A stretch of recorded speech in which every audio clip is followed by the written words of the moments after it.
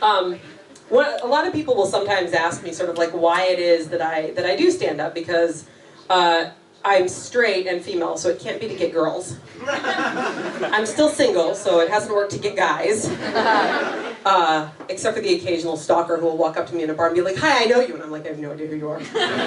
Just because I've talked in a room of 100 people does not mean I know you. And I finally figured out it's because like I need therapy and I can't afford it. So I talk to large rooms of people about my family. And so I got my dad's side of the family, which is the clan war side of the family, and we pretty much just pretend that they don't exist. And then on my mom's side, they're slightly more normal. My grandmother's 86 this year.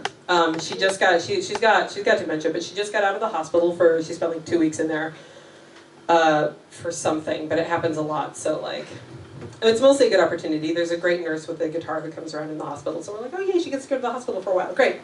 Clearly we take it seriously. But she's got Alzheimer's, and one of the first things that she did when she discovered that she had a prognosis for Alzheimer's is she went in and she got her eyebrows tattooed on and her eyeliner tattooed on. Because her concern was that she would die ugly and not have done anything about it that morning. And I go visit her when I'm home, and go visit her a lot. And one thing that you guys may or may not know about sort of dementia-related diseases is that people who get them lose their inhibition.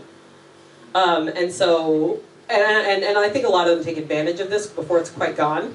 And there's a lot of older men in my grandmother's care facility. We're talking like 80 plus, who may or may not have any idea what they're doing. And there's at least 3 that are real ass grabbers. And two of them have walkers, which is fine because you can hear a walker coming. Those things are great. They make a lot of noise, but a wheelchair, guys. A wheelchair is silent. There's absolutely no warning. Now my grandmother is my mother's mother.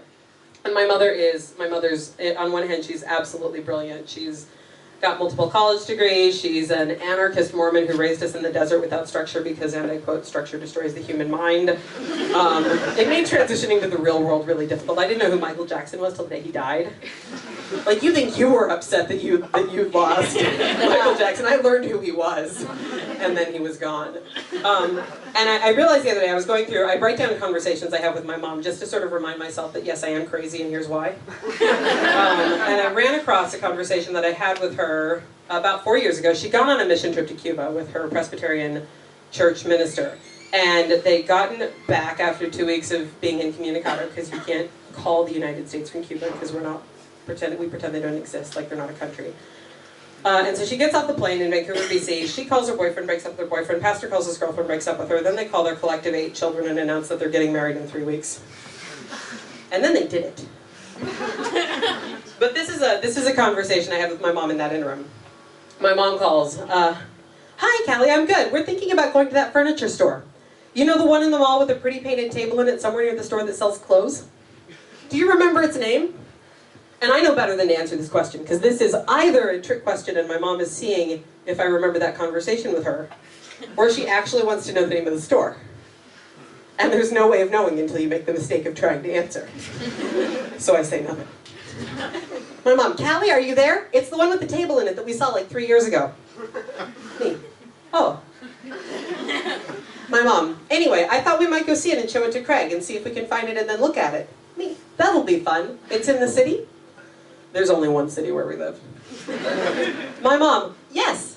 Oh, guess what?" Me. "What?" "I got my wedding dress."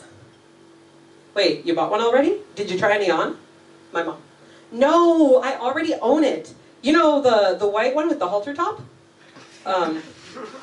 With the, and me. You mean the black one with a little bit of white on the halter top?" My mom, "Yeah, the white one with the black on it.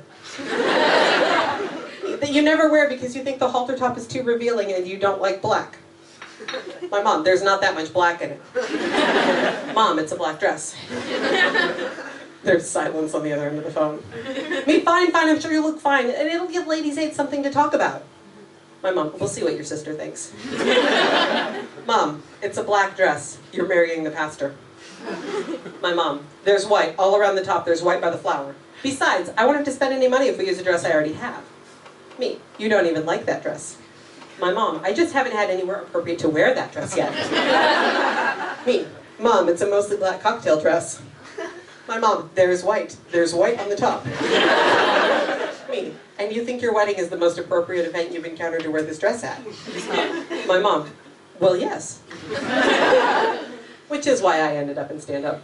Thank you guys very much. And